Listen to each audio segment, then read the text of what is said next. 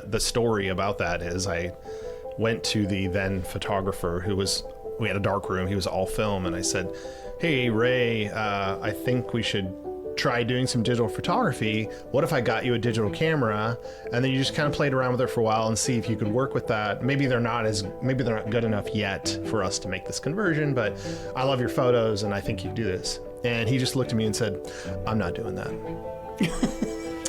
And I said, okay. Which is a weird thing to tell your boss. Stories that shape our towns, leaders, builders, dreamers, changing lives around. It's Hometown Impact, hosted by Tyler Goon. So, thank you guys for joining me. Yeah. I'll have you guys introduce yourselves and just tell me, a little bit about what you guys do. You can go. Okay. My name is Reggie Ellis. I am the president and publisher of Mineral King Publishing, a company that Paul and I own together. And people don't know what publishers do. That's fair. But essentially, in concert with Paul, we are the sole executives of the company. And it's really just, we have a hand in everything in the company. And then obviously for me, it's kind of the buck stops, ultimately with me, but we always discuss it, obviously. But I don't know what else. I don't know what else to say. Well, if there's blame to take, I put it on him. So that helps. Yeah. I was like, oh, I don't know. That sounds like a publisher decision to me. That's fair. That's fair. I'm the executive editor, and then I'm the executive editor for Mineral King Publishing, and also vice president for the board, co-owner with Reggie, and then I'm the CEO of Lantern AI, which is the company that also Reggie and I created along with a co-founder who's not here, which is an AI company, difficult to describe in its entirety in just a few words. We'll get into it more later. Yeah. And targeted towards local publishing and local information in that industry. So I'll start with you, Reggie. And, obviously interviewing two guests is a challenge. So if there's things that, you guys defer to each other, that's totally fine. We've done this before. Yeah, I figured. First time, huh, Yeah. Tyler? So tell me how you got into journalism in the first place. So if you want to go all the way back, when I was in high school, I was good at writing and I had a really, really good English teacher. And she kind of noticed I was bored in class. Like writing was easy and I didn't really have to try in her class. I was kind of like mentally checked out, like the entire class, every class. But I'm getting like straight A's on all my stuff. And she's like, this kid needs to be challenged. And so she said, well, what do you want to do for a living? And I'm like, I don't know. Like, obviously English isn't an answer. So I was like, I don't know. I've never thought about it. And she said, well, what do you like besides writing? I said, well, I like sports. She's like, you could be a sports writer. I'm like, what is that? She's like, well, what Sports Illustrated is. I'm like, yeah. She's like, well, the sports writer are the people who write the articles, yada, yada. So she said, why don't you watch? And it was, I think it was 1993 or 94. UCLA was in the national championship game. And she said, why don't you watch the game and write it as if you were a student journalist who attended UCLA. And I said, okay, I like UCLA. This is easy. So I wrote it, turned it in. She didn't tell me, but she turned it into the local newspaper. They ran it. Nice. And then I came home that day. My mom was like, great article. I'm like, I'm glad you read a great article. And she's like, no, the one you wrote. I'm like, I didn't write an article. That was your mom? Yeah. Does your mom normally go around just starts proclaiming great article? Right. That's what I'm saying. Like, I just read great article. Well, I didn't know it had run in the paper. And so I was like, I don't know. Mom, I'm really confused. I don't know what you're talking about. And so she's like, no, you wrote an article in the paper. I said, I absolutely did not do that. So anyways, we're back and forth. Finally, she showed it to me. And I'm like, oh, I wrote that for English class. She was like, oh, this was an assignment? I'm like, no, but I did. The teacher asked me to do it, so I did it. And So I liked it. And then every time we went somewhere, someone says like, hey, I really like the article. And I'm like, cool. And then I said like, maybe this is something I'm good at and I should think about this as a career. And went on to COS, worked at the campus paper there, went on to San Diego State, became the opinion editor there for that paper, and then moved back here and did sports journalism before I became actually got hired right out of, that's another story. But anyways. So did you grow up in the Valley, or where were you from originally? Yeah, originally from Hanford. Okay. Attended Hanford High School back when there was only one high school in Hanford, because I'm old. And and then went to San Diego State from there after COS. How about you? I got into journalism because I couldn't get a job anywhere else. And the reason for that was because I came out of college. I came out of a grad program in 2013. If you'll remember, I'm sure you will, the Great Recession had a much lingering effect on the economy in the Valley than other places. Because while the urban centers had largely began their recovery or was like well into their recovery, from 2009, from the Great Recession, 2008, 2009. And then by 2013, they were just like, business is happening again. Like, liquidity is in the market, everything like that. But I wasn't planning on leaving the Valley. And not to mention, I had gotten my master's degree in public administrations because I was planning on going into like policy and politics and government. And then what I hadn't considered was that over the course of the Great Recession, a lot of local folks who work in government were pink slipped. And, it's not that they couldn't come back. So when the economy started to recover, they started coming back. Yeah. And it's really hard to compete with somebody with 15 years experience. Well, they took your job twice, right? They didn't give it up, and then they got it again. Right. I was like, this is quite a tease. And then, so I went back to my old high school job and I was working at the Exeter golf course. And by that point I was pretty miserable because I was like, I'm not only thousands in debt, but I also am now working with people who hate people with education, but I guess I'll do it. And then a friend of mine started writing for the Sun Gazette in sports, and that paid. And I was living with my parents. And so I was like, I could do that. That sounds like fun. And then Reggie needed help covering the city council meetings, which, like, while I wasn't necessarily accustomed to journalistic writing, it's just an entirely different type of writing than academic writing. I definitely understood what was going on and had an appreciation level of it that most reporters don't, because they think in terms of public coverage, and I think in terms of like bureaucratic systems and how they impact communities, which I think mostly aligns with journalism. It's just coming at it from a different perspective. So when I would interview your dad, city managers in Exeter, and then obviously in Visalia, whenever you moved to Visalia, and then like Woodlake or all these other small towns, who at the time had very competent city managers, which I was very lucky to kind of walk into local journalism at that time. Like, and I can't really speak for your dad, but my inclination from him was that he was pleased to speak with a reporter who understood what he was saying. Because when you're a city manager, you're anybody in government, you're taking a lot of risk talking to reporters who don't have a firm grasp on what you do. Yeah. So like you really try to like dumb it down. And so I think that I really got in with a good group of city managers who could trust me because they understood that I had a competency that most reporters weren't bringing to the table, especially in the Valley, especially in Tulare County. And so from that point on, I think, I think I just didn't leave the company. And then like Reggie's like, well, now we can't leave. So we got to do something, it's like, I guess we'll just keep him. And I just worked my way up the ranks at that point from, I was a freelancer, just racking up a bunch of stories and a bunch of checks. And then it was cheap. I think it was just getting cheaper than to just hire me. So then I got hired as assistant editor. And then eventually Reggie bought his business partner out.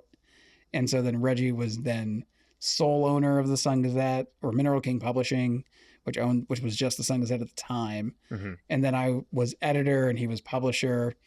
And then it was just kind of, we've just grown the company from 2016 on Nice. to now we have Mid Valley Times and the Sun Gazette and the Kerman News and the West Side Advance and the Fireball Mendota Journal, and just a larger and larger coverage footprint in the Valley. It just kind of stacked up from there.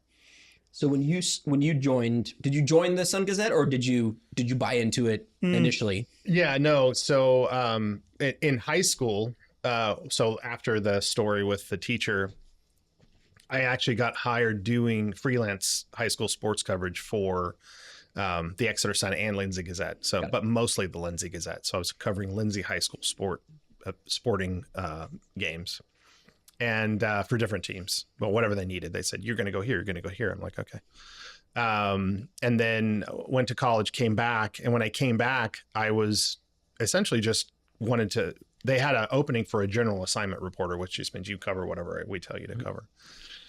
And during that interview, the then owner, who I eventually bought out, she was like, "Well, this has been a great interview. I think you'd be great for the editor." And I said, "Yeah, sure. Sometime, maybe I can grow in that position." She's like, "No, now." And I'm like, "Well, I said, I just graduated and this is like my first interview out of college." And she's like, "Yeah, but you used to work here, so you know the area." I'm like, "Oh, a little bit. Yeah, sure." And she's like, "Okay, well, so we can hire you on as the editor then." I'm like, "Whoa, whoa. This is a woman who had zero regard for the editorial process. Right. She was like, "I've seen words before. You write them. Right. Go."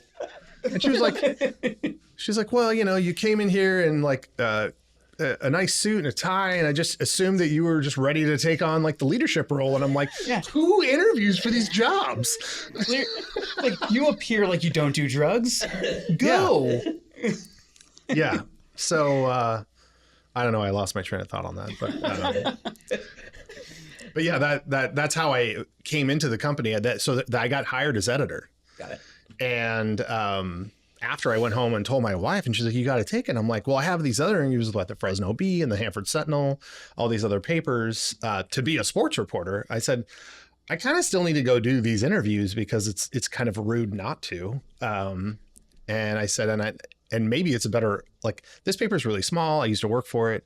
These are larger papers. They're dailies. Like I need to weigh the opportunity. So I went to the other interviews, and then she just kept calling. She's like, "What did your wife say?" And I'm like, "I have a couple more interviews." And she's like, you don't want the job?" And I'm like, "I didn't say I don't want the job. I have to finish these interviews." So. She was so pushy. It just makes if you knew this person, it just makes so much sense. Yeah. So I was hired right out of college as the editor of the Exeter Sun and Lindsay Gazette. Gotcha. So it was very, that doesn't happen. I was the youngest editor in the state at the time. Wow. At 23 years old. And it was very weird. And having employees working under you that are like near retirement age, they did not like that. And that did not go over well. And we had a couple quit because they're just like, "I'm not taking orders from you." And I'm like, "Well, I guess you can't be here." The big battle being, this kid's bringing in his digital cameras. That was one of them. I know. Yeah. Like, you're just like, really? Typing on a computer. Yeah, right. Right? Like these fucking Space Cadet tools.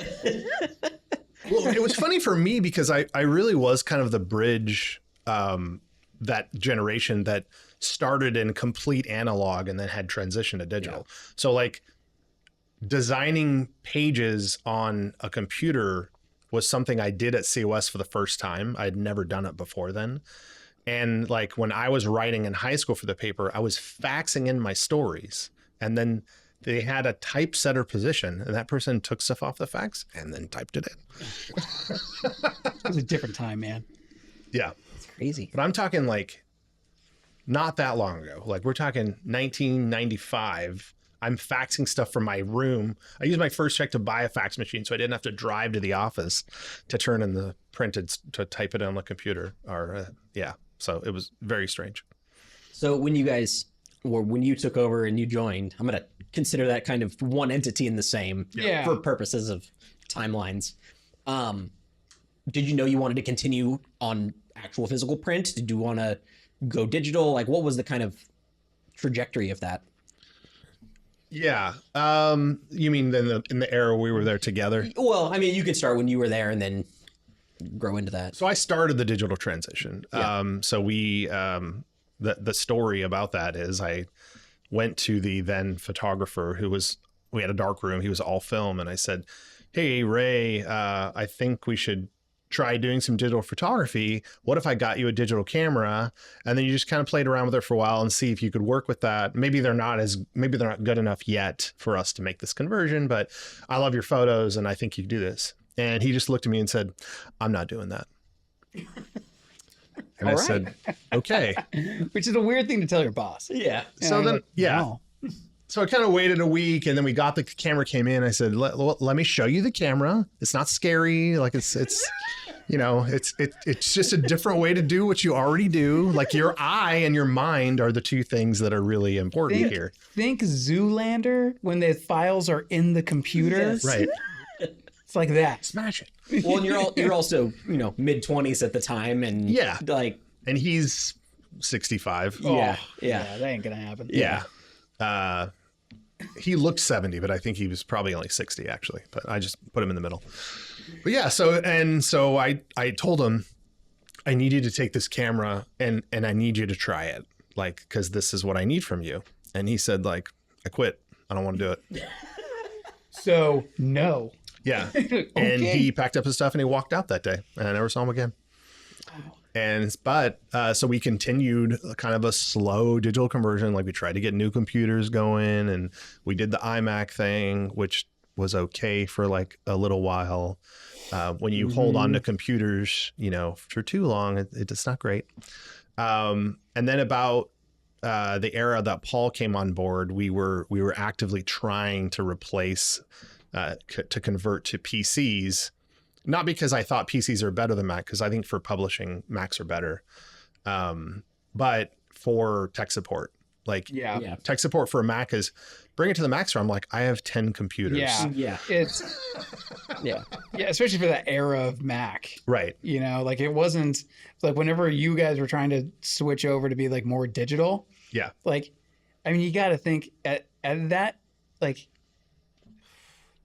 I mean, the first iMac came out in like 99. Yeah. Yeah. Right. And like for tech companies move fast, but like, there's supply chain and chip creation and all of those things. Like it's a lot to build your business out on Apple, which was at the time still surging to like its former prominence. Yeah. Yeah. Because I work at COS, I worked on the predecessor to the iMac. Uh-huh. It was the green screen Mac. Uh-huh. I don't know what that's called, but it was a more square, was smaller, had a smaller screen. Yeah. Mm-hmm. And The G4s or G3s Yes. or Yeah. no, it was before that. Oh, okay. Yeah, Oh. it was before that. G4 and G3s came out after iMac. Okay. Oh, really? Yeah, well, or I guess maybe simultaneously. Like, so like while all of the reporters had iMacs, our graphic designer had a G3. Got it. Because it was just bigger, better, faster. Got it. And the iMacs were like, we were mostly typing, so it's like the iMac will be fine. Yeah. We're browsing and typing. I think we'll be okay. Mm-hmm. And he was like, this thing can't run like Adobe, and I'm like, yeah, that's a problem. Yeah. But there was also very little vision in the company on the publisher side because he wasn't publisher Right. then. And like the publisher at the time was very sales oriented. And it's like there ain't a lot of technology when it comes down to sales. Yeah. It's about can you get the ads in the door and charge somebody for it? And that's all they cared about. Yeah. So like, what computer is the best computer to put out the paper to sell ads against was nowhere near. The cheapest one. Yeah, well, nowhere near their mind of like, Yeah. is this the right move? Yeah. Yeah. So, I mean, it really accelerated when Paul and then our another person who's still in the company, Robert Perry, he's our production manager, graphic designer extraordinaire. He once the three of us started talking about the limitations of the software, the computers, like, everything was aging out and it wasn't working right anymore. And, there were security problems. It just got to the point where we just had to say, like, okay, we're at least going to start replacing one at a time. Yeah. And then like move forward there. And then once we had everybody on something newer, I think, something sturdier, then like you can start to see that the needle actually move towards progress instead of just like, well, we're not moving backwards, guys. Yeah. We were actually starting to take steps forward. I mean, like, I think that there was quite a bit of learning curve after Reggie had taken over the former publisher's shares, because like there was no succession plan. Right. The succession plan was, we're going to close next week unless I sell you this. And the bank is then going to have the confidence to give you a loan to buy me out. Like that was the succession. Yeah. And it took a few months to get that done. And then once you start like peeling back that really rotten onion, you're like, oh, this is not good. This is not working out. And it took us years before we recognized like what in this company makes money. We didn't even start looking at margin per product for years, because it was just an all hands on deck all the time. Can we get money or can't we? Are we going to meet payroll or not? Can we manage this debt load or not? Like it was just like it was such a shifting like goalpost where you're like, what's the next best step? And it's really only now have we gotten to the point where it's like, okay, we want to put our efforts towards this very high margin revenue stream. And while we are doing that, we're going to use the profits off of that to build out this revenue stream.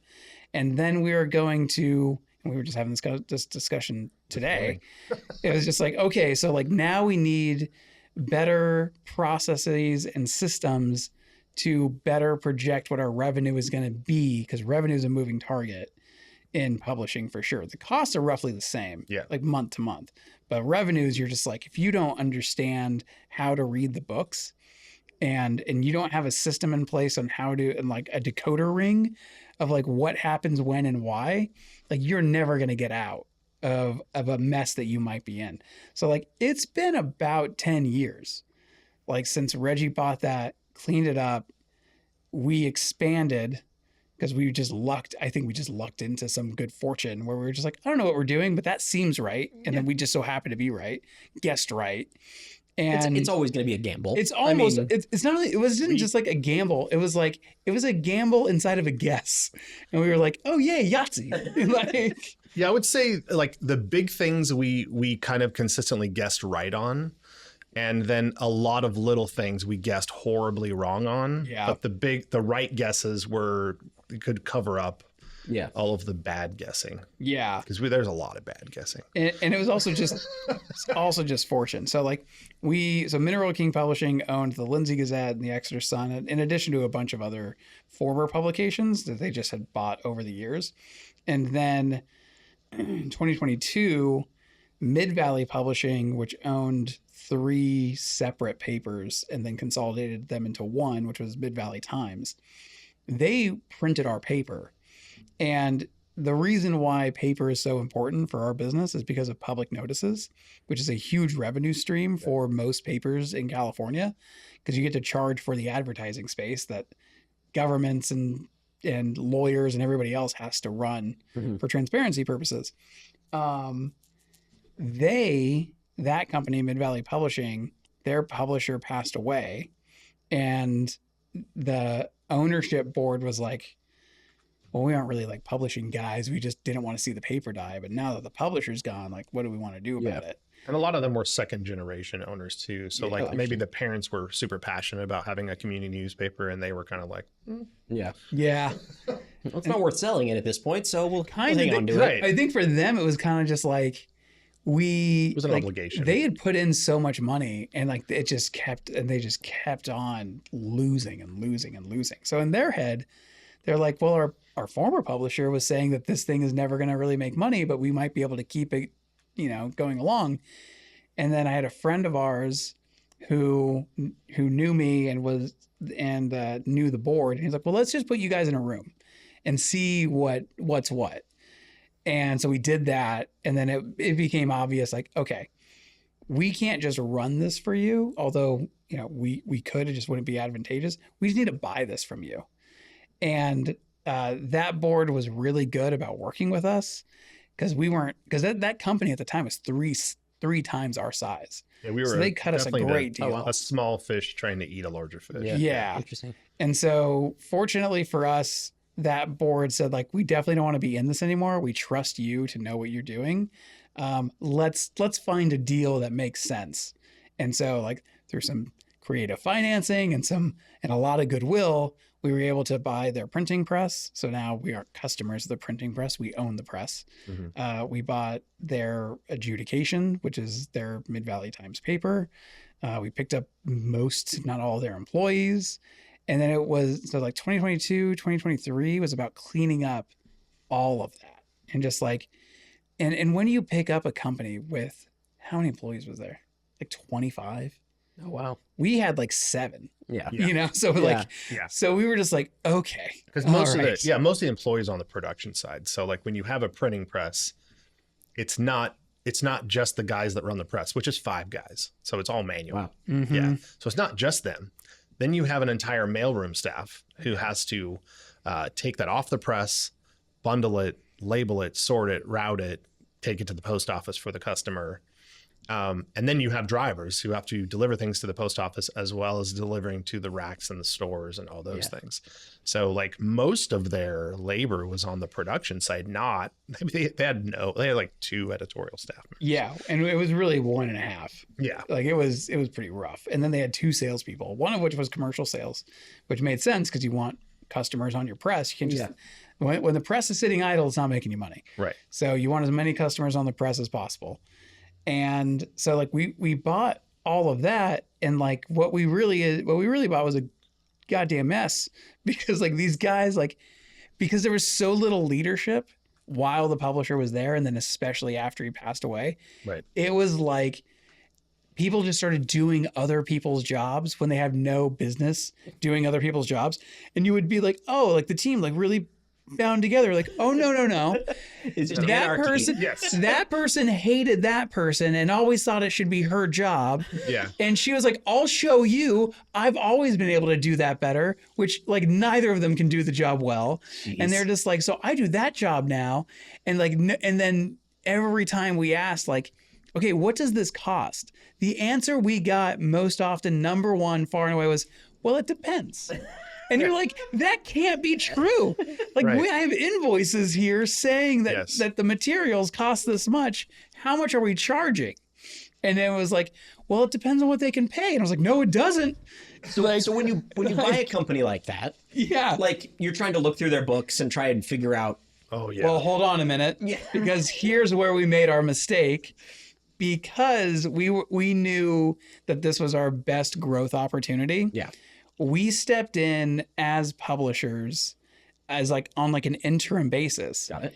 And it became very clear, like, oh, this is like a mess. Yeah. And so Reggie and I were like, okay, we're going to start fixing this. But the reason why we stepped in on like this manager type contract, I will never do that again. No. Because whenever you go to negotiate, they're kind of just like, well, I don't know, man, the company looks pretty good all of a sudden. Right. And you're like, oh, that was a bad idea. Yeah. And We're really bad at business. We're not bad at business now, but like we were not good. Even like you should have heard the convoluted strategy I came up with. Oh my the God. purchase plan. And then one guy in the room said, or we could just do this. And I'm like, that makes a lot of Smart. sense. If Let's we had, do that. what we really needed was ChatGPT to really help us sort this out. And that wasn't available It at the makes so time. much sense to me though. I know. It's like, no. And then if you use the Ouija board. So like we went in as like a publisher. And the reason why we stepped in that way was because the employees at the time were saying to the board members who would come through after the publisher had passed away and just like, dude, if you don't have a plan for this, I'm walking because I'm not going to spend my time if you're just going to close it down. Right. And so we were like, but we also couldn't get a deal done because they didn't know what they had. Right. So we were like, well, we'll go in and run this so the employees don't leave while you go ahead and appraise the company. And then we'll try to figure out a share structure. And that share structure never worked. We ended up working off of we just bought the assets. And we're just like, you are a company now without any assets, and we will buy those assets and absorb them into Mineral King Publishing, which was the smartest way to do it. Yeah. But once again, we really screwed ourselves because like we walked in and we're like, we're going to fix this whole thing up, which we could do. And turned out that was great. It's just a year of doing that. It's like, man, we've really increased the net worth of this company. It's like, yeah, sure did. Well, and who's stopping the board from saying, okay, well, now the company's worth this, we're going to sell it to this other company. That could have happened. Yes. There's goodwill there with you guys, but at the same time, they could have gone a different path. So we'll never do that again. Especially now that, and I think Reggie and I were also like looking forward to the challenge because at the Sun Gazette, we were just like, this thing is humming. Like we know what we do well, and we're going to lean in on that. And it's great. And yeah, that company was so lean by the time the opportunity at Mid-Valley came up. We're like, we've kind of gotten everything we can get out of this company. Like it didn't have a lot more growth potential unless we started really diversifying like the services that we offer outside of journalism. Yeah. But even then it was like, I mean, how many people would that take to start? And we were just kind of like, I feel like the newspaper part of this newspaper is maxed out. Yeah. It was like, we really reached the end of the road and we were just like, cause we knew that we fired our sales reps because they were awful. So we knew that like advertising was just going to kind of come in as it was going to come in. Cause like, it's really hard to find good sales folks and they always, and at least in our experience, they always cost us more than they made. Yep. So we were just like, we're going to lean in on public notices. We're going to do really good work on the customer service side. And we're going to use that money to hire really good journalists. And then we're going to make our reputation as good as it can be. Yeah. I was like, however, if you lean in on public notices, you're locked into the geography that you can run them for. Right. So for us, it was just Tulare County. Right. So we were just like, well, we're only covering Tulare County then, because that's what we got. Yeah. So the adjudication for Fresno County opens up a whole new 1 million people that you can cover. So I was like, now that allows us to pave more road. So when it comes to those public notices, I mean, my only experience is like me filing my DBAs or whatever, my fictitious business names. That's the extent of my knowledge. And that's the most common one. Okay. Yeah, we've run a ton of those. And so, like, I assume all newspapers do public notices in some fashion? No. So so you have to be what's called adjudicated under the law, saying that you are a newspaper of general circulation or that you distribute your paper, or not even publish your paper in a given geography. And does publish have to be print or digital, or does it has to be print? It has to be print. So print is required because it has to be subscription based. Got it. So it's two legs of the same law. Yeah. So in order to qualify to be adjudicated, you have to be in a place, in a physical place, or publish there, which either means print or distribute. Depends on the law. Depends on who's reading it. In a geography for 3 years. Okay. So like the bar is pretty high. Yeah, you can't just go start a newspaper and just publish public notices. You got a 3-year timeline. Yeah. So and then the judge could still shoot it down, or your competition could shoot it down if there's already someone in that district. Yeah. Gotcha. Yeah. So most newspapers that are bought in California are purchased because of the adjudication. Interesting. And so therefore most print newspapers in the state of California are therefore adjudicated, especially the independent newspapers, so not the chains or anything else like that, because that's the only way that they really make money. Because advertising in a local space is very, very difficult to do in the age of the internet, where the internet promises like, well, so many people are going to see your stuff and like you can target it and your you reach. Can do all those. Well, so they say. Yeah. Like what we found lately, and I'll parlay this into partly of like a lantern discussion, is that like it's 95% bots that are contributing to the impressions of the advertiser's advertisement. Yeah. So what we found was, and what's been what's been the trend now is that advertisers are saying, I keep on spending with Meta or Google, which are the two biggest. It's like, but my sales ain't going up. And then you start to peel back the curtain and you're just like, well, hold on a minute. So these advertisers are either placing the ads themselves into like an ad exchange that is Google or Meta, or they're going to an ad agency. So if you're a big guy, you're going to an ad agency. Yeah, you The don't ad deal with agency is placing the ad in the exchange for you. Right. Well, so then the exchange says like, fantastic, I'll place the ads, so on and so forth. Well, then the advertiser is saying like, well, my sales didn't go up and I keep on spending, $1,000, $1,500, $25,000 a month, depending on the size of business. I should be seeing, a return on ad spend. And then you either go to your ad agency or you go to the exchange directly. And then it's just like, well, that's weird. I mean, like the impressions are up, but you don't recognize that the Google and Meta ad exchanges are releasing the bots or allowing them in to achieve an impression, because there is no metric for this how many bots saw your ad. Yeah. And so There's really no, there's no way you could measure that Right. yeah. easily. Well, because not all bots are bad, and also not all bots are required. So like there's some that are released by bad actors who are just like, yeah, I definitely want to make it appear as if this ad is being seen a lot. Some are crawling for verification. I was gonna say, or just aggregating data from wherever Exactly. else, and So, I think about it this way, and this is partly where the lantern discussion comes in, because I think what people are noticing is like the industry average of like return on ad spend, especially for communities, is like less than 1%. Like it's very low. Like you spend 25 grand, you're not like the exposure you're getting is like 0.1%. And you're just like that. And like the advertising agencies are like, that's great. You're doing fantastic. And what we hope to achieve with Lantern is like, we have all this information from our reporters. They just go out in the community and they gather it. How somebody wants to see and when they want to see an ad should be when they're interacting with the content and with a level of sophistication that that when you make your own newsletter, which you could do using a Lantern product, that's what we're talking about. You, Tyler, go to the Sun Gazette site. It's a Lantern site, but it says the Sun Gazette on it. And you're just like, I want to know what's happening at Visalia City Council and the County Board of Supervisors. And throw some sports in there for me too. Fantastic. When would you like it? What language would you like it in? Would you like it every morning? Would you like it in a podcast? Do you like it as a cartoon? AI can create all of that. The information doesn't change. How it's distributed to you and in what form it comes in is up to you. interesting. Right. So like now you've made the decision to say, I want local information and I want it like this.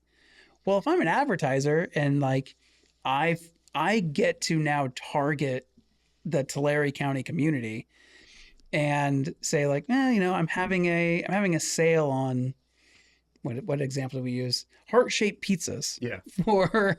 For Valentine's Day. Well, at that point, you're just like, I don't have to have a sales rep to go get that ad and place it in the paper. I can just give the advertiser an account and say like, yeah, everybody who really wants to know about Tulare County, because I'm Tulare County centric, should get a coupon through the Sun Gazette. And so like now you get this one-to-one without one-to-one input to outcome, without having an algorithm in between, without having bots in between. And at that point, you can really tell what your ad spend is going to be with customers that are highly intentional of the information that they want to use. That's a very long way of describing that, but you understand where I'm going. Yeah. So so is that when you say I want, City of Visalia news, whatever, that's through Lantern, but that's through the paper itself? So, or is that going to aggregate other sources into that? Just the papers. So just our sources. Got it. yeah.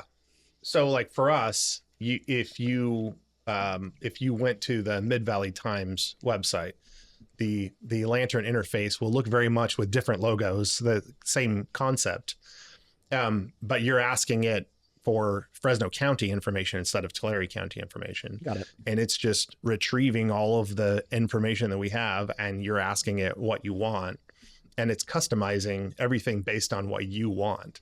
So like he said, if you want a cartoon, you want a newsletter, you want it to look like... We haven't built up the cartoon part. I just thought it was a cool idea. I love that. If you want it to look like a digital newspaper, like a flip foldy thing, you can do that. If you want it to look like... I mean, heck, you could be like, I want my news in all steampunk. Like it'll do it. So you create an account? So As a subscriber, I guess you create an account to log Similar into to a that. subscription. Yeah. So think of it this way, and Lantern is probably the thing that I'm most excited about these days at this point, in addition to refining the company as we've built it to this point where I'm just like, that's going to be a great machine. Cannot wait. So what we've built at Lantern so far is, I like to think of it as just, it's a box. You can put all of your information in it, and then we put at the top of it a chat box, an AI that retrieves that information as you ask it. Got it. So what we've discovered is that there's a lot of people that have used ChatGPT and other AIs since 2022, whenever ChatGPT came out, and they like it.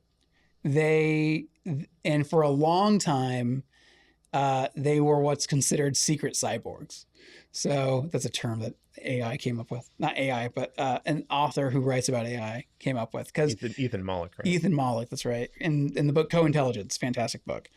And what he described as as secret cyborgs is like, well, these are people who they go to work every day, but like they really like using AI and it helps them, but they don't want their boss to know. So they just like use it in secret to help them with their production. And then like, I was like, oh, I'm like, now I got like 10% plus on my production. Yeah. And everybody thinks I'm amazing. But you don't want it, but it feels like cheating. So you're just like, I'm going to keep it down low. But that really is the future of AI. Well, in a lot of 100. ways. Oh yeah. So like, but I think that part of the reason why people are so secretive about it is because you would hear it's like, oh, so you just want it to do your job for you. So you're lazy, or, oh, you want it to take Jim's job or something like that. And largely now I don't hear that anymore. I hear people say like, yeah, it's going to take my job. I think that's okay. Like I'm like, there's an acquiescence to it that it's a force and it's not going anywhere. But, and I think that what was said early on about AI is ringing true today, which is you won't be beat by AI. You'll be beat by somebody using AI. Correct. Yeah. And those folks that I've talked to are saying, I like it. I want to use it, but I want it to be more bespoke to me and my organization. So how can we do that? Mhm. And that's where the box comes. That's where the Lantern box comes in. Well, and we're kind of firm believers, like the human in the loop concept is super important. Like Lantern is already working on ways to automate workflows, right? But I use the example, we have an employee, Rose. Rose is great, and she does so much for the organization. But Rose is one person. She runs out of time. Mm-hmm. She is like our best customer service person. She's also kind of one of our best salespeople. She's also kind of one of our best information gap people. And it's like, yeah, but there's one Rose. So, but Rose will always be important because of we need, you want humans to do human things and machines to do machine things. So like Rose doesn't like entering things into invoices because it's a waste of her time, because that's time she could be spent interacting with people who are transacting. Yeah. And so like the more Rose has to data input, the less effective Rose is. Yeah. So if I can get all the input side off of Rose's plate, I can't imagine how much more money our company would make by releasing Rose to do all the things that she's especially good at. And I think people who understand that like business is always relationships, sales is always relationships, let the people do the people thing and the machines do the machine thing. And that's how we view AI. Like nobody likes data entry. Like nobody wakes up in the morning and says like, I can't wait to get this cup of coffee and enter these numbers. So Chief Salazar and I had a long discussion about AI and how it pertains to law enforcement specifically, obviously in his application, but also just AI in general and how, whether it's in the medical field or wherever. And I think, his point was AI is great in its area. Like you want to hone what it does, Yes. but AI doesn't have empathy. And so when it comes to, I said, okay, so are you going to have is AI for report writing helpful? Because that's what a lot of police officers spend their time doing is report writing. He's like, yes, they can help with that, but you still have the empathy component that needs to be attributed to that report. They can put all the facts in there, but on a police report, you need more than just that. You need emotions, you need all of those kinds of things to really describe the situation. Right. And so I think, the way AI is going, you can use it to do a lot of things, but it still needs to be kind of overseen by a human. Yes. And when it comes to your Rose example, Right. Okay, let's have Rose create an AI of Rose to do those things that Rose manages. Right. But now you have 4 Roses over here Correct. doing those things that she can then just proofread or whatever it is. Yeah. Yeah. And that's, I think, The agentic part of AI, Yeah. which is this is now an extension of me. right. And you've maximized your own efficiency Yes. by delegating those tasks. Right. That AI agent of Rose is going to do things so much faster than Rose can do them, which is great. And that we don't, and we tell Rose all the time, and she's not afraid of it. In the beginning, she was a little hesitant of the idea because she's like, well, I'm building my replacement. I'm like, no. Oh no, I got bigger plans for you. Yeah. We have much more important things for you to do. We're building you a job promotion. Is really what's That's kind of really happening, it. right? That's exactly really right. it. And because we see it on the horizon, Rose has already been moved up into a more management position, and we're hiring someone to work underneath her. And she also works in concert with other people. So when Rose was the hub of information for the community, she's now become the hub of information for the company internally also. And just taking that mind-numbing entry stuff off her plate would be huge. And it will also allow her to analyze things faster so she can make better decisions. Mm-hmm. We don't want to leave the decisions to the AI. We want the AI to deliver the information faster so we can make faster decisions. Right. I'm a big proponent of ChatGPT personally. Yeah. And a lot of it comes down to prompting, obviously. Yeah. Sure. If you prompt it with bad information or just lazy information, Or a bad frankly, prompt. yeah, then it's not really going to be helpful. I was working on trying to purchase a warehouse. And so I was going down this whole rabbit hole of, okay, well, what if this? What if this? Yeah. And if I were to sit down and actually do all these calculations, it would take forever. But now you can have this whole string and it knows, okay, well, a month ago you asked me this. I can relate it back to that. Yeah. And this is a comparison. But you still need to analyze that data. Yeah. It's giving you the information, but it's... Yeah, information doesn't exist in a vacuum. Yes, it just is, but it means nothing without context. Yeah. And I think that's the part of news that I really like is that the facts don't care about your feelings kind of folks. I'm just like, feelings don't really care about facts either if you're going to be honest about it. And it's like Jason Salazar said, you have to have the empathetic part of this because we are dealing with humans who are dealing with other humans. Right. If you don't have that, things just don't read right. And what I think that Lantern provides to the local news area is greater capability on the production side, because now as a publisher, we can say, okay, I have all of this information from all the city councils and the courts and the notes from reporters that are required and the quotes and the interviews and all these things.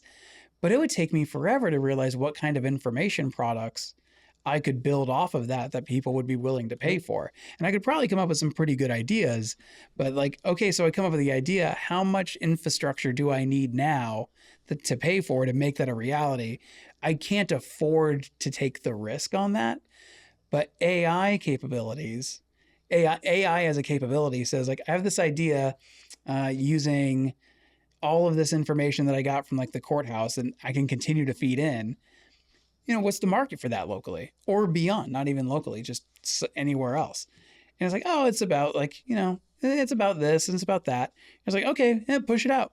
See who's willing to pay for it. Right. And then you're like, oh, no one's willing to pay for it. Like, all right, well, bring it back. We're done with that. Well, and the way I'm understanding Lantern, and correct me if I am incorrect. I basically think of it as almost a search bar. Yeah, you do. Essentially, right? No, that's what it is. As a very layman, Yes. like Yeah. it's a search bar, and I type in what information do I want to see, and it gives me that information. Yeah. Now, Yeah. in the historical search bar history, you're typing in, I want Visalia City Council. Okay, we'll give you Visalia City Council. But down this path, be very specific in your search, Yeah. and it will give you that back. So Right. It's about organizing the information so that you can, I mean, stories are great. People learn through narrative. That's wonderful. But not everyone is going to read, a 1,200 word story on the Visalia City Council meeting. That some people are just like, I just want to know how they vote on item 12. I just got to know the facts. Yeah. Search bar is exactly it. Like it was Ryan. So Ryan Clark's the third co-founder, and him and I were having a conversation. I was just like, our website, and the thing is, our website is very damaging. It's just not up to snuff. I mean, like, it's a great place to host the information, but most people come across our information through print, and then the vast majority through our e-newsletter. I think it's part of the funnel before somebody like subscribes. And I was like, I'm unwilling to pay for a site that I know is not going to be AI capable in the way that I was like, I'm not going to, because that, to do that right is 20, 30, 40,000 bucks. I was like, I'm not spending that. And I was having this kind of brainstorming session with Ryan, and Ryan's like, what? It's like, wait. It's like, what if we just make it a search bar? And like, from Google circa 2007 when people liked it, like as opposed to the SEO monstrosity it has become. Exactly. He's like, and then offer you some additions. So for us, this is a search bar where it's like, get what you want, how you want it, when you need it, so on and so forth. But you have to subscribe. Because here's the thing about Google. Google wouldn't be the way that Google is now, and likely our society wouldn't be the way that it is now if Google was a subscription model. Sure. If I had to pay to use Google as a user, not even as a advertiser, I would probably look at my information very differently and with value. Yes. And we're saying, yes, that's the way it should have been done. That's the way it needs to be done at the local level if you want to keep the integrity of the information as pure as possible. And so in order to access the search bar, there's going to be a cost to that, but the information will be highly valuable to you.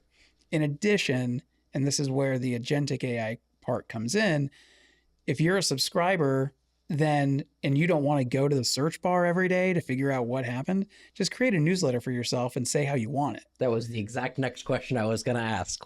Can I create something that just emails me, whether it's daily or weekly or whatever? It'll be even better. You can create a podcast for yourself that will download into your Apple Podcasts or Spotify or whatever. Right. And then, so there's two things that we identified for publishers, because that's the target market we're after. And I feel They have the information.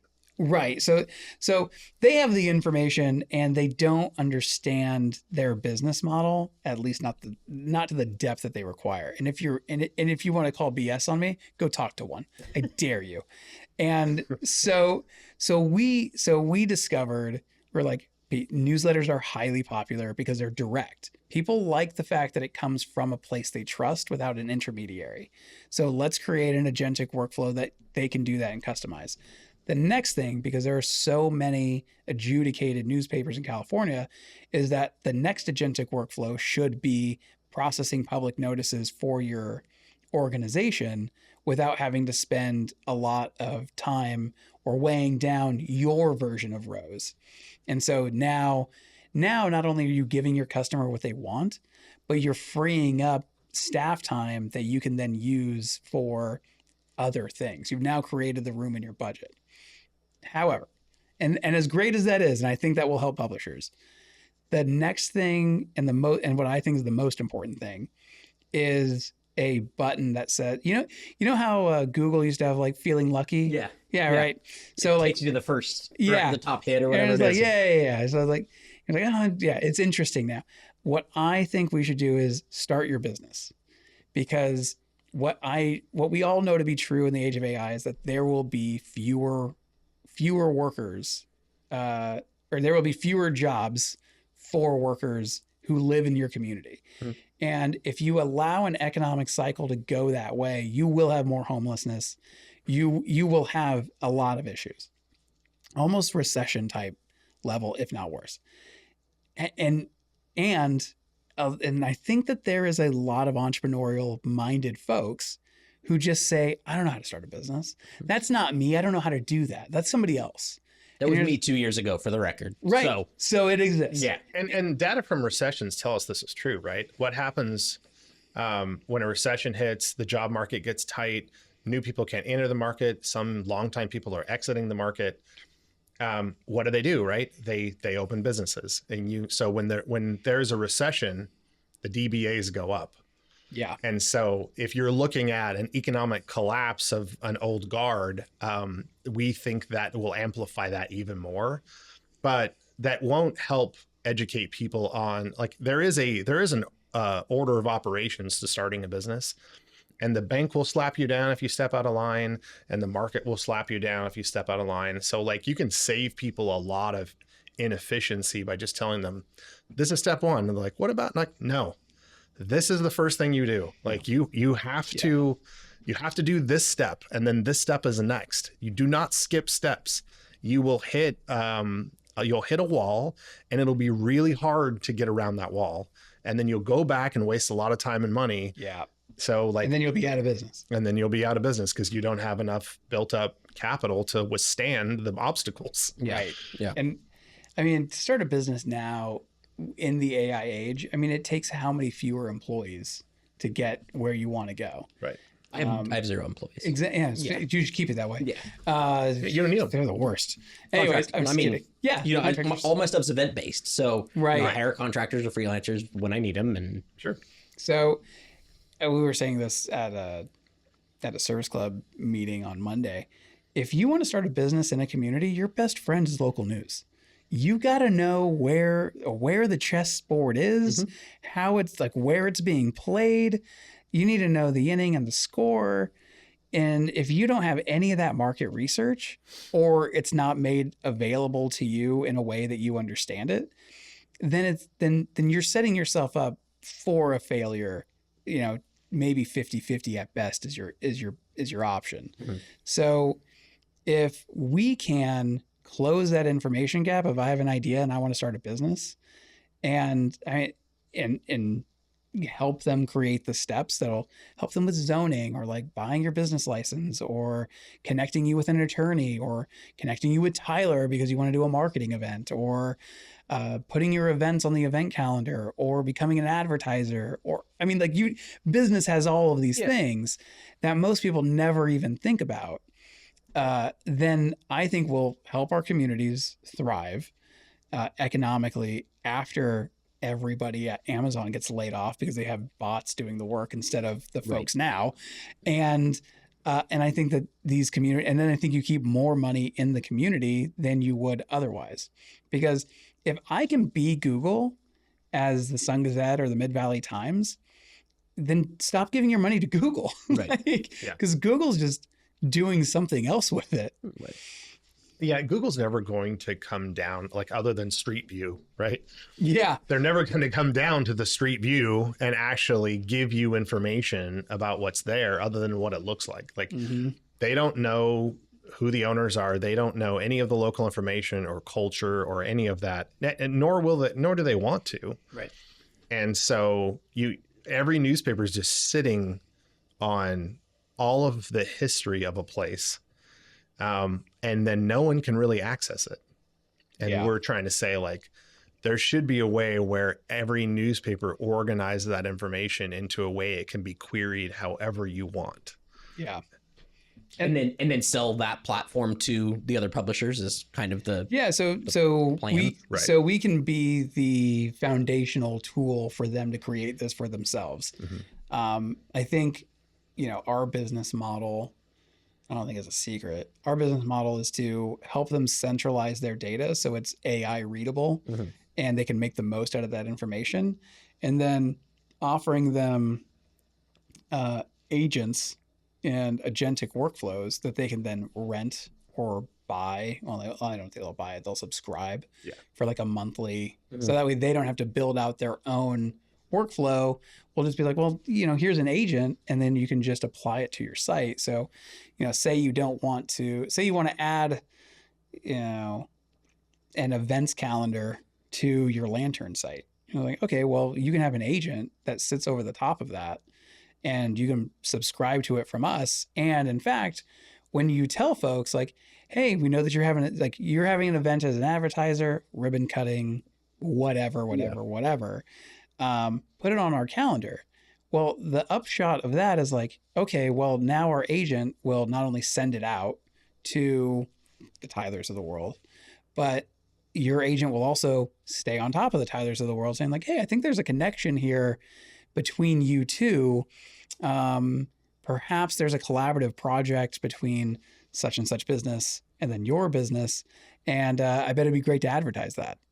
And so now you can start having this like slight nudge and push, which is like, I think we want to be more connected in these areas that you don't have to have a salesperson to do or a marketing person to do. It's just automatically done.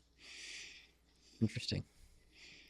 Well, I've kind of gotten off base of all of my questions, but I love this, and that's the joy of doing it in this format. Is like, it's less of an interview and more of just a conversation. Yeah, I mean, you set it up very conversational. Yeah, right. So when it comes to newspapers in general, I think the general public doesn't necessarily understand what all goes into creating a newspaper, and then they just get frustrated when there's paywalls and things like that. Tell me a little bit about what actually goes into stories and publishing and all of that kind of stuff in an actual, local newspaper. Like what you guys have about editorial being a support model. Yeah. So, and I, one of the big problems before we answer that question is that there is no standardization between anybody in this industry. So unless you're part of a Gazette or like the former like Lee Enterprises or any of the hedge fund owned newspapers, they have SOPs for everything, right? This is how we do the website. This is how we do this. This is the template you use, all the stuff.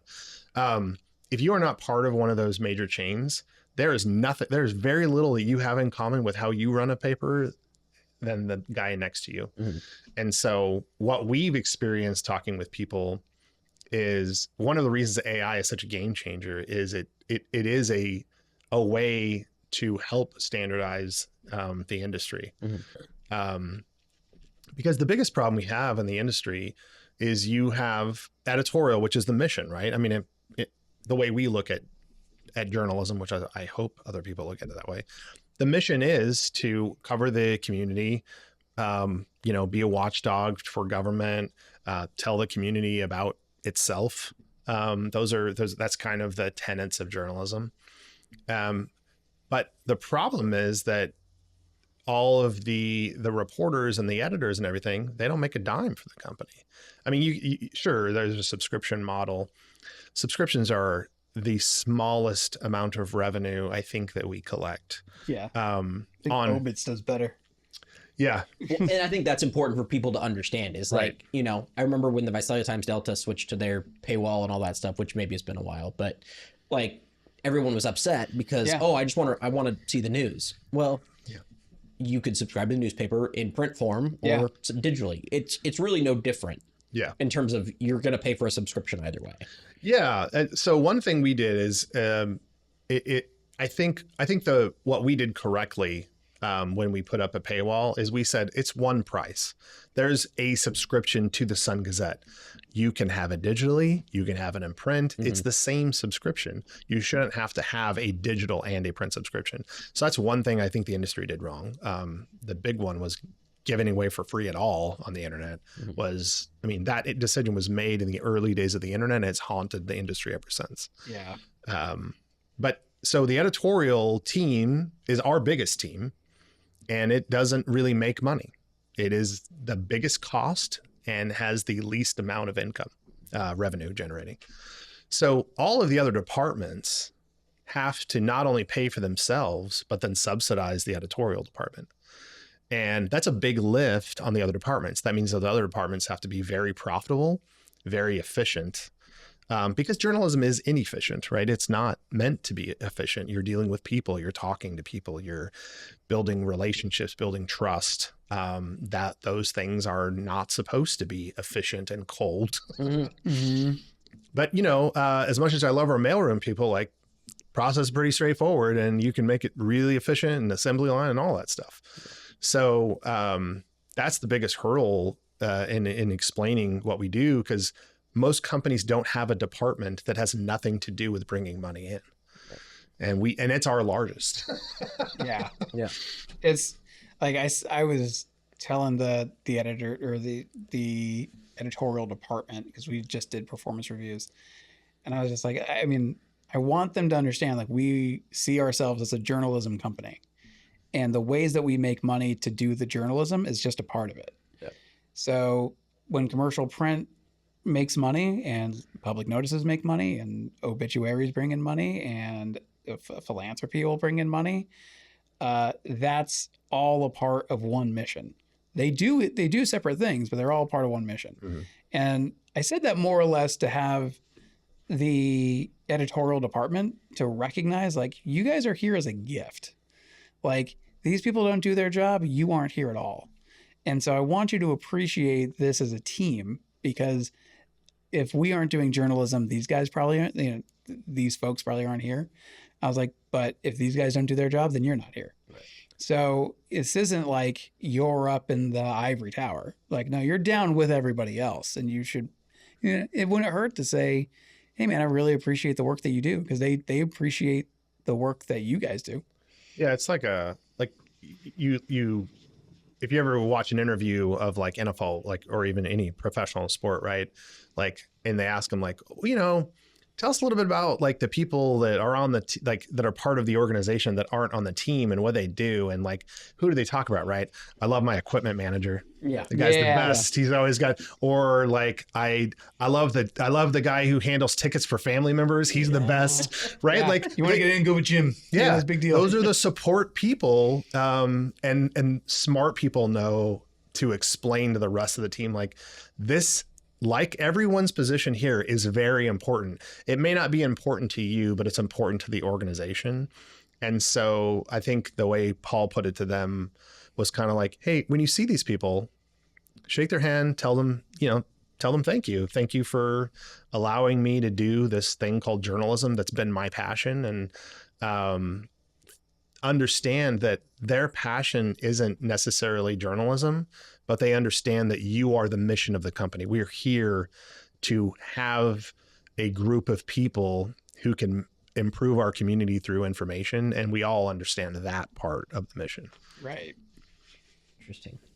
So if you don't mind going into a little detail, tell me if you don't want to, but from a revenue standpoint, like, obviously subscriptions don't cut it, just have to exist to have some sort of barrier to the information, well, right? It's not even a barrier. Just put a value on it. Yeah. And honestly, it's yes, it's to put a value on it. And because of the market that I came into on this side, it's like it legitimize it to some. Yeah, I mean, we have to legitimize it. But if we were to monetary value, that's not the important part. No, I understand. It's telling someone that, like, this thing matters. It has its own gravity and needs and whatever, just like any business. Like, one of the things we tell people a lot of times, like, I would never walk into a business and say, you know what I hate about your business, and then be like, hey, could I get that drink for free? Because I don't really feel like I should have to pay for it. Yeah.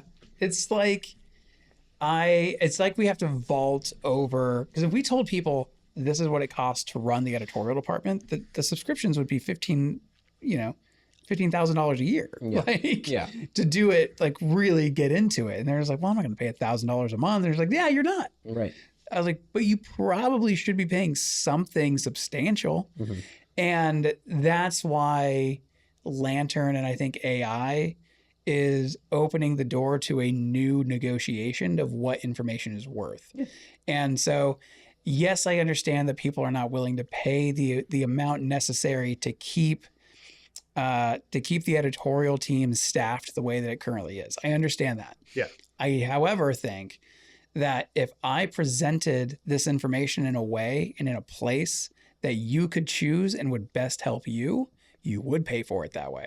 Because now it's not something that like I read to escape, or I read for fun, or I read for this, or I read for that, just to kind of like get out of my own head. No. Now I'm reading to open up a business that is going to make me millions. Now I read it to get the convenience of knowing where my school board is, where my kid's going to school, and how important their politics are. Like now you can start using the information, or you can start leveraging the information in new and novel ways that best support somebody's like bottom line. And at that point, yeah, I kind of want to cut. Like I kind of want to be compensated for that. Well, it's a reframing of a newspaper as an information company, not a journalism company. And information is a really squishy term for many people, because they don't think about the world in terms of information. They think about the world in terms of like products and services, and information is right now isn't necessarily a product. Like there are people adjacent to information who can provide information, but information isn't always the way they make money. It's just the product that they're putting in front of you, and then you're paying it through some other way. So it's really hard to get people to reframe. Like that's why people think like, another argument I hear a lot is people say, well, information's like essential, right? So then it should be free. And my argument is, when's the last time you had water for free and you need that to not die? Just tell me the last time. Or food. When is the last time you had free food? Often, like every day for a week. Have you ever fed yourself for free every day for a week? And you need that to not die. So like if you have to pay for food and water, why wouldn't you pay for information?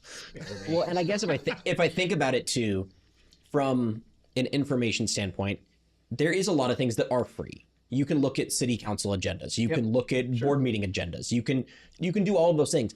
If you want to know the score of that football game, well, you could have paid to go to that football game, or whatever it is. Right. Now, do you want to spend your time doing that? Or you can pay for the newspaper that gives you all of that in one place. Yeah, and more. Yeah. And that's the thing, is like I took a inventory of like what we collect as a newsroom, because I just recently was able to hand off the vast majority of my editorial duties to a very competent editor that we have, so I can be more on the business side doing bigger things. And a couple of years ago, like I just took inventory. I was like, well, what do we collect in terms of information that like nobody else bothers to collect, or they could collect but not make sense of? And like when you start recognizing how much information's running through a newsroom, it's a ton. And so you're just like, I'm off-gassing way more information than I am putting into the newspaper. What if we could collect that, keep it, and then make new products out of that? I was like, would that be something you would want to do? It's like, absolutely, that's something I would want to do. So I want to plug the leaks of information, use it to the best of its abilities, and create as many products that people are willing to pay for that will help their lives because they see the value in it. So like if you were to go do an interview with somebody, your interview ends up resulting in an article, right?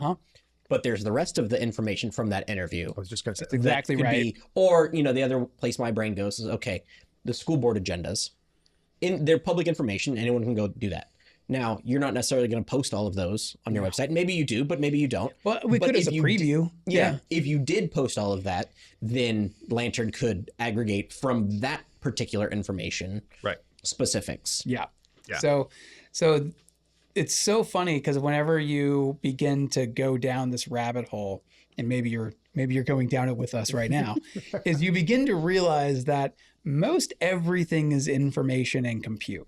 It's information entering through your five senses, and then your processing ability to make sense of it, and then the ingenuity to do something about it. Yeah. And it kind of hit me one night when my wife and I were driving back from a Niners game, and it was foggy, and we were heading over Pacheco Pass, and like, you're used to driving in the fog in the valley. Like, this was not fog. This was light fog. Yeah. But people just kept on like stopping and going and stopping and going. And it was so frustrating. And it just kind of like dawned on me. I was like, the only reason why we're doing this is because there is an information gap between me and the car in front of me, and then the car in front of him. Because if the car in front of me knew what the car in front of him was going to do and how they were impaired by the information coming in, you wouldn't have to hit your brakes at all. You would just adjust your foot off and on off the gas. And then then that's every traffic jam. Every traffic jam is, I don't know what that guy's going to do, so I'm going to err on the side of caution. Yeah. If you put every car on a network that understood where every other car was, you would have zero traffic jams. I've seen lots of depictions of that in models. Yeah. That are like, okay, if everyone had full self-driving, And this so, is what like, it would look like. And so Yeah. think about that in terms of like how people go about going their business or their work as an employee. How many jobs do we have in our society that are completely created towards closing an information gap or erring on the side of caution because of an information gap you can't close? And this is where my brain went. I was like, Insurance. oh my God, insurance. Like, that's what insurance The is. biggest of them. It's an insurance company, big insurer will kill this. And so, like, the reason why you have rules and the reason why you have laws is because there's an information gap that you can close or at least rapidly reduce. Because if most everybody abides by the law, you won't have this problem because there isn't an information gap there because there's a rule there. There's now a standard. And so when you start to think through everything as an information gap, you begin to realize that most of us are just afraid of uncertainty, and you can close that uncertainty with perfect information. And now that you have the processing power, well, we don't really have the processing power yet, but like, now that you can gather all the information needed, if you can create the compute to use that information for the scenario that you need, you can close an information gap and you can close uncertainty. And when you can do that, you can move way faster through the world and do whatever you want. And that's what makes publishers so important, because the information's vetted and verified. Like, lots of Yeah. people have information. Like, social media has lots of information, but is it useful? Is it actionable? A lot of times the answer is no. And I would say the majority of it is no. Like, knowing that, someone's family had a good time in Hawaii is fun, but it's not really actionable information for you. You're not going to do anything with that information. Yeah. Whereas newspapers are just sitting on all of this information that they went out, correlated with other information, checked with multiple sources to make sure that this actually is a true piece of information. They did all the work for us. Now it's just a matter of like, how do we break that down into buckets? Then AI could say, like, I can pull up whatever you want now that you've told me what the organization of this information is and the way people might want to use it. Now I can just pull it up for you instantaneously. Interesting. So, aside from the AI component, how do you guys maintain trust in the community? So part of, we give a talk called, we started a foundation called the B. Elaine Evans Foundation, and that's for media literacy. It also wants to fund media sustainability projects, but the media literacy side is super important. And one of the things that we talk about is, one, that paying for a news source is in and of itself one way you can trust it. But other ways are things like physical presence, right? We have events out in the community called News and Brews. And so we have it at a local brewery. You can come in, we'll buy you a beer. And the accountability part is, we say, you can ask us anything you want about the newspaper, why we did or didn't cover something, how we covered it, why we wrote it this way versus whatever's in your mind. And we will answer all those questions. But we're also physically present. Like, our reporters go to the meetings. They meet the people in government and know them and build relationships with them and interview them. We live in the community. we're here. We're not owners who live in Virginia or Florida or somewhere else. Like we live in this community. Even the communities we don't live in, like Reedley, we live in Visalia, but we obviously go to Reedley very often. We eat there. We're members of the chamber. We talk to the advertisers and the business owners there. Our employees live there. So that to me is especially in the AI era, right? So we're talking about all the positives of the AI era. There's lots of negatives. I don't think what we're doing is going to have a negative component to it, but there is a huge potential for more misinformation, worse and more damaging misinformation. So I think if you can be physically present with people as often as possible, that is probably the best way going forward that you can build trust. And then also, I think newspapers have to be real honest about what is your correction policy, what's your retraction policy. Those are ways you build trust. But you have to do them. You have to follow up, and you have to call someone and say, hey, you're saying this is wrong. Can you show me how it's wrong? And then once you know it's wrong, you have to fix it. Yeah. However you can. Online, it's easy, right? We can just log on and update it. But to me, it's way more about just being present with people and letting them see that, like, we're not bots, we're people. We're out in the community with you. There's no barrier between us. We are sharing the same air in the same store, in the same bar, whatever. And that, I think, is huge going forward. I think for any business, like if you don't have a physical presence, I think people are gonna be like, I don't know if you're real. Yeah. Yeah, I think trust is a really funny thing because, you have a lot of folks in the industry that are just like, well, we have a public trust problem and so on and so forth. I was like, okay, first of all, that you can only be trustworthy.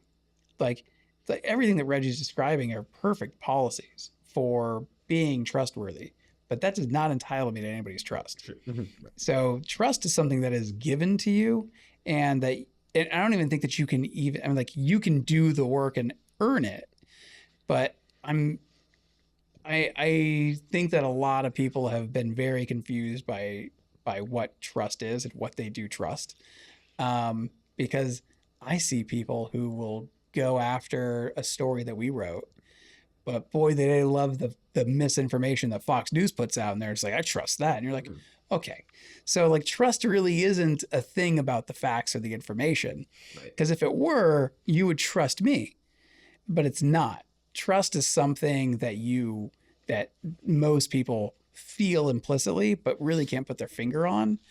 And so the best thing that we can do is be consistent and be disciplined and be stable and just be a presence in the community that says like, well, I may not always be right, but I'm definitely not always wrong. And I'm honest with you every time. I think that accountability is a big part of it too. I know as my generation, I feel in general, it's very hard to know where to get information. What should I believe? Right.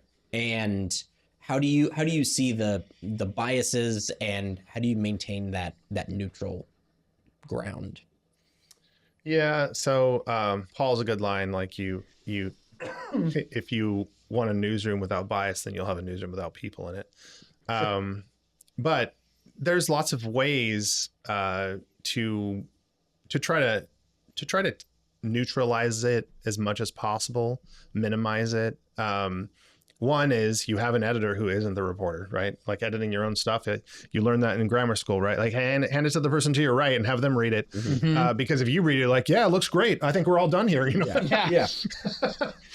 And so having that separation of other reporters, like sometimes our reporters like, hey, what do you think about this tactic and this, organization, the story? Should I organize this way? Should I do this? Then having the editor kind of say like, hey, you're going to need one more source on this, or I don't know, this document doesn't feel as concrete as maybe the way you described it. Those types of things. So one thing is having a large newsroom helps, right? The more people, the more voices, the more perspectives you have when you're talking in the editorial room or at the story assignment meeting, those are really good conversations to have, because you never want to think like, well, this is the only point of view, right? That's really dangerous. Yeah. And we have, you know, people of varying political degrees. Like some people in our office are highly political. Some people, I mean, personally, not in their stories. And we have good discussions about those things. And, you know, we challenge each other's points of views all the time. And on personal things, on political things, on, you know, personalities in the community, like we might disagree, we might take that person's personality differently. And so I think those are all important. And that's why you want to have a robust newsroom, because you can't get that if you have a 1 or 2 person newsroom. Yeah. Yeah. I put it on the reporters that they have to investigate themselves first. And the more internal work they do, the better journalism they'll produce, because it's really hard to say like where the story ends and you begin on most things. Because a lot of people, you know, no surprise, they lie to themselves, and they're just like, no, I'm great. And you're just like, sure you are, pal.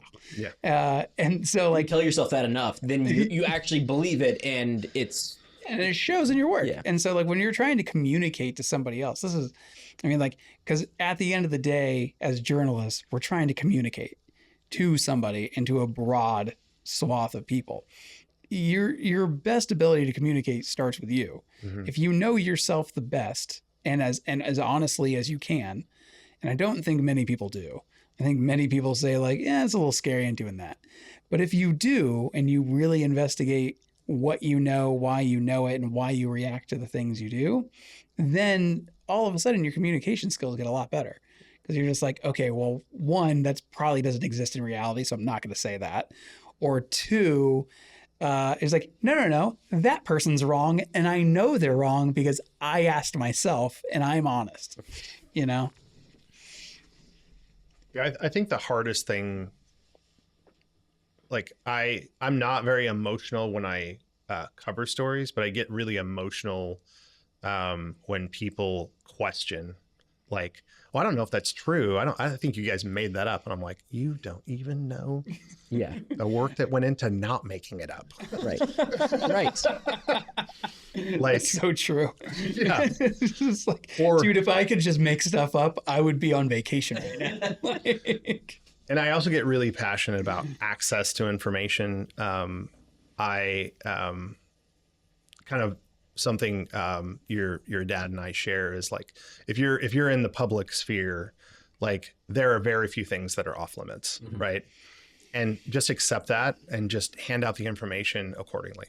Yeah. Now, obviously, there are privacy issues and things you never want to delve into, but the one thing that makes me the most upset is when my reporters come back and say like, they said I can have these documents. I'm like, what?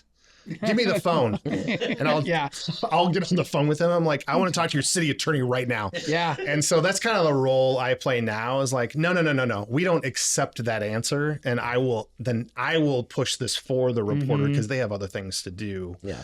But that makes me more upset than anything. But like people like saying, you know, you lied or made this up or you're biased. That gets me pretty upset. But even more is when public officials say like, you can't have that. I'm like, great. Give me the legal reasoning why I can't have it. Yeah. And they very often cannot come up with it. Yeah. Yeah. When most people are upset about a story, you know, these days I'm just like, well, I know that we're right. So I don't know what you're telling on yourself about, but that's a you thing. Yeah. You need to figure that out. Yeah. So you guys have expanded into quite a few newspapers at this point. How many are you guys up to now? 5. 5. Okay. And that's across Central Valley in general? Just Tulare, Fresno counties. Okay. Tulare, We like to be contiguous. got it. It's It important. makes it a lot easier. Yeah. And how are you managing employees throughout that territory? Oh, well, I'm just kidding. You know, it's good. So like, I think that we have a strong culture in our company because we aim for it. I think that if people really didn't like to work there, or if they didn't buy into the mission, then and we let them loose, like it's like a cancer, like it spreads. I'm like, well, you know, all of a sudden you're just like, well, I don't know, man, like these guys, they seem to be living high on the hog or whatever. It's like, which is not true. And it's like, but they feel slighted because they're, for whatever reason, they'll make one up. Yeah. But we tell people often, we're just like, no, this is a journalism company. So if you have a problem working for a journalism company on the press, well, then maybe this isn't the job for you. Yeah. And it's like, well, I'm a pressman. It's like, sure you are, but you're a journalism employee. And that reverberates. And also just holding a line. Like, you're either in or you are out. And it's like, here is what in means. And if you're in, that's great. I want you. But if you are not in, do not stay. And I will find a way for you to get out. Yeah. And you guys operate one of the few printing presses around. Am I correct? Only. In Yeah, that? I think we're pretty much. So I think technically we're the only printing press between Manteca and then Ventura County. Okay. Manteca is I think that's the most accurate way to say it. And then I don't think there's any presses to the east. And then I don't think there are anything until you get to the coast. There's nothing along on the west either. And so where do other newspapers get printed? In the Bay, Yeah. maybe Sacramento, LA. Gotcha. LA, And they just get delivered San here Diego. and- Yeah. Yeah. So like, King City. for instance, there's a group that owns like the Porterville and then the Hanford paper, but they print out of Santa Maria on the coast. Got it. And then like the Bakersfield, Kern County contingency, all the papers there similar. And I think in an organization, they print in LA and it gets trucked up. And then on the further north, you go in the valley that tends to grab it. Like there's a big printing press in like Fremont. Okay. So Interesting. What have you guys learned about now that you own a printing press? How is that? Tell me a little bit about that process, because I know nothing about it. It's just crazy expensive. it was the hardest part of the company to take over. Yeah. Because we don't actually we've never been pressmen and we never will be. It's a highly kind of it's like becoming a mechanic. Like you don't just become a pressman. Yeah. Yeah. So like, because it's a manual piece of machinery, I mean, yes, it's electric, but like there is there's no tweaking it on the computer to get it right. Like everything is a valve or a gear or yes. So it's completely manual, and the good part of that is that means when it breaks, we can fix it. So like, I don't need a computer genius or software engineer to come in and plug in and fix it, because I can't afford to have one of those on my staff.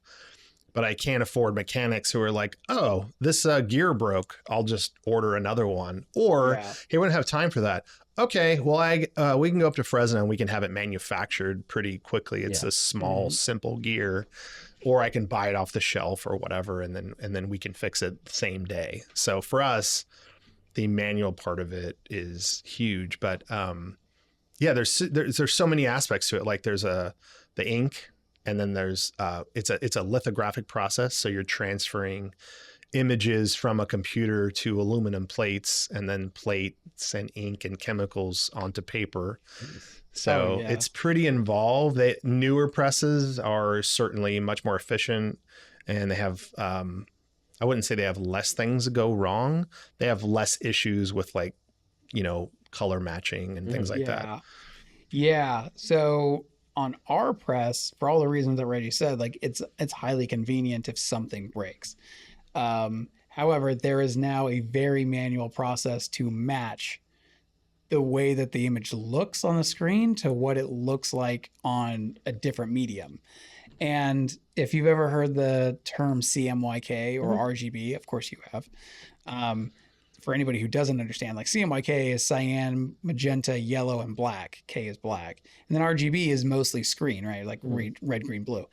And when you're working with print, it's CMYK, which means there's a mix of those four colors, but that also means that those don't exist on the same plate. So like for one image, for one color page, that's 4 different plates, because it's 4 different colors that are spread out unevenly to get the desired effect of the color that you're looking for. And so like if 16 pages of a paper is full color, like it's 16 times 4. Yeah. Like, Right. it's pretty expensive at that point. So anybody who's ever bought or thought about purchasing newspaper advertising, like there is a reason that the color price is significantly Yeah, higher. they go like, why? Yeah, they're like, I don't get it. I'm like, well, I understand in the digital era that you wouldn't get it because like everything in the digital era is like, yeah, whatever colors you want, man, whatever. Yeah. But you know, not only does it take 4 times the plate material, but it also takes 4 times as long to get it in register, because now you have people manually adjusting a manual press that is running at full speed while they're doing it. Yeah. To then get all of those plates in perfect alignment so that the images are not fuzzy and clear. Yeah. And then there's the color, and then each color has its own valve. So like Multiple valves on So each there's color. a set of valves for like yellow, let's say. So like you're taking one off the press and you're just like, all right, so we have too much yellow on the right side of this page. So like, okay, so we're gonna go to the right side and then, or the left side. And then we're gonna change the valves to lighten up on the yellow, but you can't lighten it up just the whole thing. Yeah. Like it's like there's a gradient to this. And so like we decided, because back before we bought it, there was a lot of stuff that should not have gone out. And then we were losing customers about it. And we were just like, okay. And this was the hard part. We were just like, how do we get the quality up? And then they're like, well, there's going to be more waste. And we're like, I guess there'll be more waste. And then we allowed for a ton of waste. We bought way more paper than we needed. But the quality got better. Yeah. And so then we stayed on top of them. We're just like, okay, well, so how do we get this final version of this product sooner so we don't have to waste so much paper? And then they were like, oh, I don't know, boss. And I was like, I will find out. So then we would go in like every, I don't know, like a couple times a year. We're like, all right, well, we're going to put a dummy project on, and I'm going to watch you guys dial this in. And like, we didn't quite time them, but the next thing would have been like, we're going to time you. Yeah. Like, we're going to figure this out. Well, and I would imagine because that particular press has been running for quite a while. Yeah. You want to make sure that you get younger generations in there so that they can learn how to use it over time. That's tough. But yeah, the youngest we're guy working on it. Yeah, the youngest guy in the press right now is in his early 30s. Okay. And the goal is to bring in another one of him as, you know, people move on, retire, or just say like, I don't want to do this manual work anymore. I want to do something easier. You know, Yeah. my joints hurt. It's not like you can go find someone. You No. know, It has to be taught. put an ad on ZipRecruiter. Yeah, for, it's you like know, it's like a specialized skill now. yeah, Which makes it hard. Yeah. yeah. Interesting. So, long-term vision for the company, obviously headed in the AI direction. Is there plans to acquire more papers? Is there like anything you want to share in terms of the trajectory? Well, we can't share anything right now, but we kind of recognize that. So the 3 papers we just bought in Fresno County were owned by one company, and that, again, contiguous area on the west side of Fresno County, and their story is very similar and echoes throughout the industry, especially in California and the Midwest. Is that, you know, the ownership groups are aging. Their kids don't want anything to do with publishing. They don't see a future in it because maybe they don't know how to run it, or maybe like they just took it for granted and thought that would kind of run itself. Like dad did the thing, or mom was the publisher and she knew the stuff. Yeah. And I just like thought we would have employees and I would just be the owner. And so as these people want to get out of the industry, they're looking for places to sell. And so it's hard sometimes to sell those smaller publications because I think larger groups don't always see the value in smaller communities. And because we have learned like, hey, just because it's a small community doesn't mean that there isn't a way to run a business there. Like lots of people have businesses in this community. Yeah. So it can be done, but you have to know how to do it. And that's that micro business mentality is very different from the macro view of the larger corporations. So we are actually not necessarily walking around California going like, hey, what do you, let's make an offer on that one. Let's make an offer. Right. It's more like people saying like, hey, we heard you guys do this. Yeah. Yeah. And we heard that we can trust you, and we heard that you're good to work with, and that you'll treat employees well, and all that kind of stuff. So Well, and you want to find communities that you know, connect with and all of that kind of stuff. It's not right. It's not like an investment firm coming around and trying to buy all these other ones. not everything's a fit. Right. Yeah, Right. because what the investment firms do is that they understand that there's value there, but in their idea, the value is like, how many dollars can I squeeze out of this by Right. eliminating editorial while, you know, managing the money, the cash flow that actually comes in. We look at it very differently, and I think AI gives us the permission structure to say like, well, we don't really have to cut editorial, because the way that I see it is AI scrapes the internet because the information is free for public use on the internet. At least that's their argument in court, and it tends to hold up. Doesn't make sense. The issue though is that the internet is an ads-based organism, so you're selling you're selling ads against content. So if everybody has an AI, which at some point most people will, and that's searching the internet on their behalf, then why would you sell ads on the internet? Because only people's AI are looking at them, and AI doesn't buy things. Well, also, what is the internet at that point? Well, right. So like, Right. so at that point, like, who is getting paid to publish anything online expecting to get paid from advertising? Probably nobody. So I think that larger AI firms who want to make their models more sophisticated are going to have to begin buying information. And they probably are going to get really picky on that fifth Kardashian story. They're just like, we got 4. And they basically say the same thing. But what they're going to have a hard time finding is the one-of-one information, where it's like, you know, Kerman City Council had this information or had this item on their agenda that revolutionized zoning in the town from now until forever. Well, I'm not putting that on the internet, like, because it doesn't serve me to put it on the internet. Right. But if you put enough of those types of stories and information together throughout the country or large swaths of the state, all of a sudden now in the marketplace, this one-of-one information is highly valuable just because of the scarcity as it is. And I think if you were to model that out, you would start to find that just licensing the corpus of information as a local news chain will fetch you quite a bit of money as the internet becomes less and less of a place to make money ads against information. Mm-hmm. So right now, what is the largest paper in the U.S.? Oh, the largest paper in the United States? It's the New York Times. It's got to be the New York Times. Yeah. Yeah. And where do you think their revenue comes from? So Just- let me just say, curious. Well, hold Yeah, on. So like, it's a good really story. good question. Okay. I had that question because we went to a seminar in Monterey for the Cow Press Foundation, Mhm. and their keynote is the media beat reporter for the New York Times. Okay. And he did a great job in the keynote. He was very interesting. And so there was like a Q&A, and I had the last question.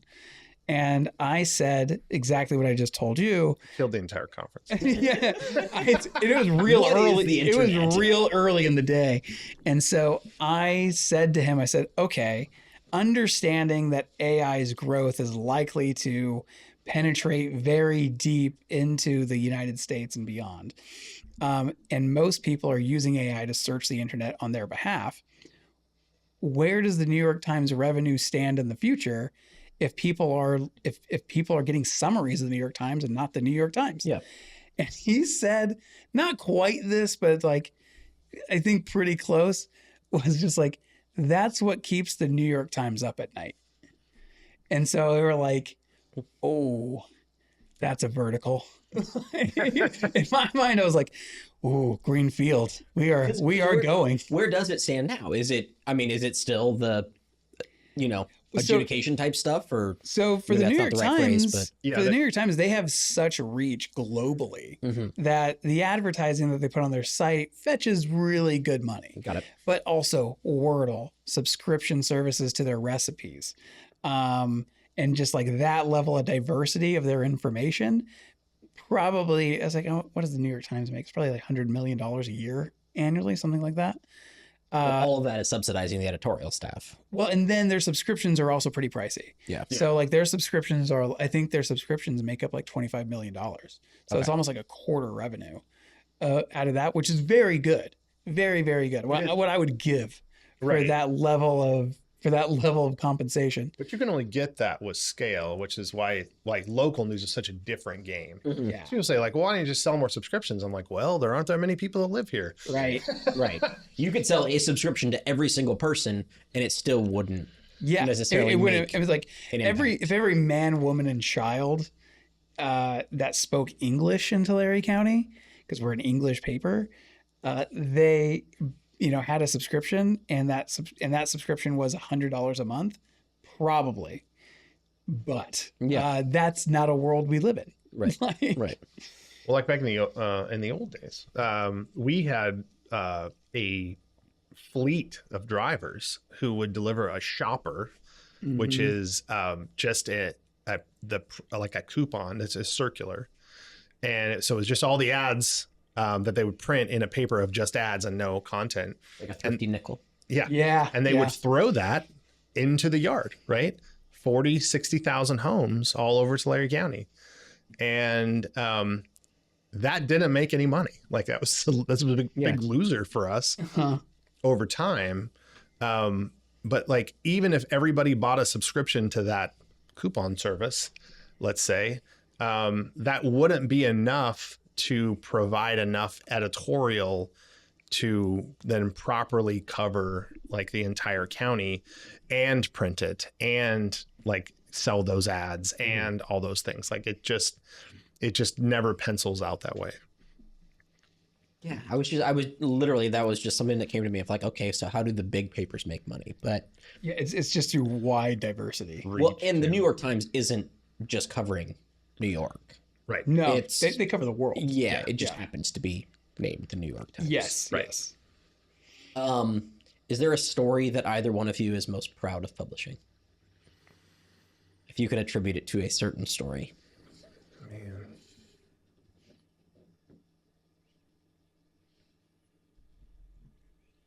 That's such a tough question. You can go if you have it. It's pretty simple for me. Like the Golden State Killer piece that we did was outstanding. Your dad helped us with that. Because for anybody who doesn't know, like there was a crime spree of break-ins in, what is it, the 70s? Yeah, 70s. Maybe 60s and 70s. And it was by the same guy. And the police knew that it was by one person because there was just, things that he would do and whatever. And they called him the Visalia Ransacker. And so I walk in to the office in like 2018. It's like April, whatever, 2018. Reggie's like, you remember the Visalia Ransacker? I'm like, no, I do not.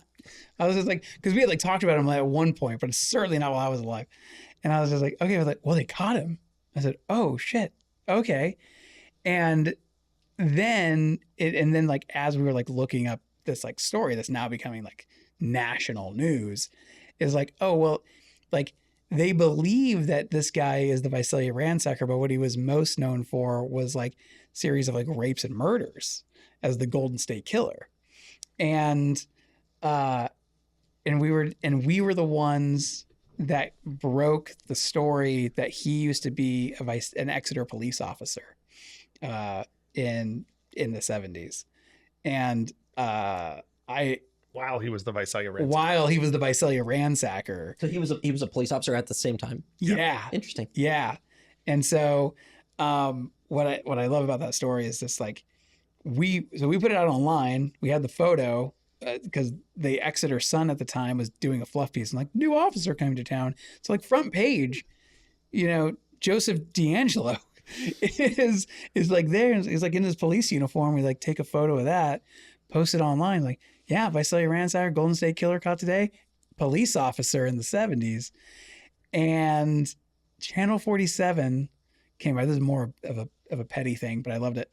It was like, so we published it. Channel 47 reporter comes up, walks up to our front office. There's like a receptionist, and they're just like, hey, do you guys have like some archives? Like, it's like, like maybe you'll like kind of hand it over to us, so I don't have to do any work and kind of take some of the credit. And I just like stood behind her. I was like, I'm not giving that to you.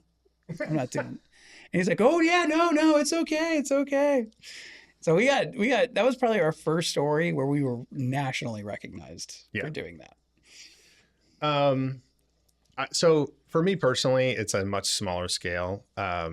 Because at the time I was like one of the only reporters on staff who like was doing serious journalism. But Lindsay, the small town of Lindsay here in Tulare County, massive corruption in city government. And I think everybody kind of knew something was wrong, but was like, how do I prove it? I don't know where to look. Like I'm looking at their budget and looking at stuff and I don't see it. So at some point they have this auditor come, and this auditor delivers a report to the city council and basically says like everything that we were all thinking, but like he found it. Mm-hmm. And then I covered that audit, and then that just led to more stories about the mechanism of how these people were taking money out of this small town and putting it in their pockets. And being able to like expose that, you don't get a lot of opportunities to do something like that in your career. And at the time it was just me. Like if I was like, how much time can I work on this and still get my other stuff done? Yeah. It can't be a newspaper of just that. Right. And I was the editor. So I was like, I also have to edit all the other stories, and I have to like put the pages together. And because back then it's just such a small staff. And it was like, so many hours of just like requesting documents that I'd never even heard of before. Like what was one of them? There was like these internal transfer documents. Well, if you don't know the name of the document, you're like, well, I want the thing where you move the money from one account to another. They're like, yeah, I don't know what you're talking about. Your corruption. Right. You're like, no. But then once you know like the actual name of the document, you say, oh, this is what I'd like. And you could just see people go like, we'll get back to you. Yeah. And so for me, that was, and it was over the course of several years. It even came back up again when after Paul was on staff. And his expertise in public administration like helped him kind of get to things much faster than I would have gotten to them, because he just kind of is more native to him, the inner workings of government. I'm always the outsider looking in. And so then the last piece of that was just that last proof that like, oh no, this is the thing we didn't understand, and now we finally understand it. Yeah. They took that corruption to like just such a degree by manipulating grant programs that should have gone towards down payments for low income folks. There's a loophole in the program where if nobody applies for these grants, you still have to give the money out. Right. But now who you can give the money out to like grows exponentially. So like whatever their income is now is good enough. Right. So instead of giving out, I don't know, let's just say, I don't know the number exactly, like 100 down payment assistance loans, they gave out 12 fully funded houses to their family and friends. Not a down payment assistance. A house. A house. They said like, what if I gave you $250,000 to buy a $250,000 house? Yeah. And it was like, you have to pay the money back, but after you move. I was like, if you don't stay in it for 30 years. Well, when you sell it. Yeah, when you sell it. When you sell it. Like, so you couldn't sell it within 3 years. And they're like, well, I'm a city employee. Why would I move? Yeah. And then they only got the money back when you sold it, because the assumption is always it'll appreciate in value. Yeah. Yeah. But that was just one piece of it. Yeah. Like they were robbing, not only that, they were robbing their redevelopment agency to fund things, and then never repaying the money to the redevelopment agency. And so not only did they get in trouble on on the city side, they got in trouble on the redevelopment agency side. It was very intricate, and it took a while to like really suss out. And again, like we're we're not the New York Times, right? We don't have the, we'll send them the team, you know? Yeah, no, there's no spotlight. Yeah, there's no spotlight team. Yeah. Here comes a Prius. Yeah, right. Yeah. So what's one thing that you want listeners to know about yourselves or the Sun Gazette or Mineral King Publishing?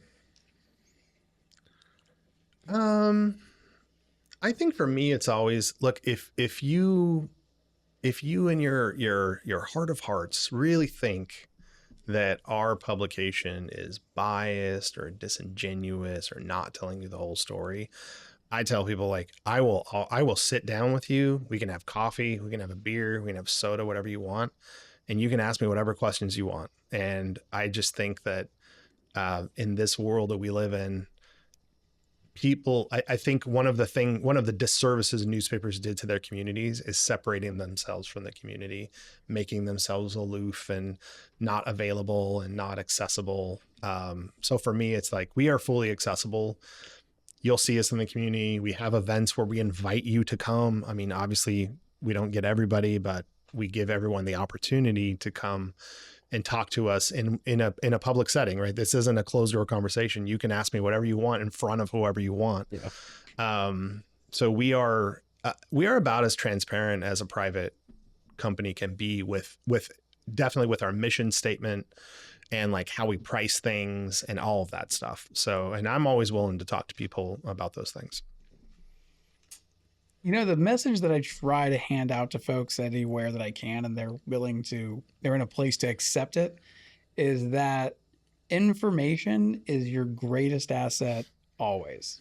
If you have the most perfect information, you are likely to do extremely well.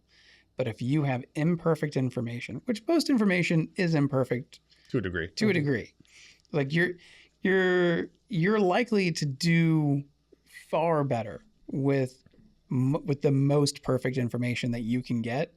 So to try to cheapen out on, well, I can get this information somewhere else, or I can get this or that or the other, it always costs you to cheap out on information. You're far better off paying for it up front and being reliable about it. And it's like somewhere along the line, people forgot that the best businesses and the ones that are most successful always operated on the best information. There is not one business that is highly successful or has a strong growth rate that is saying like, sometimes it takes some misinformation.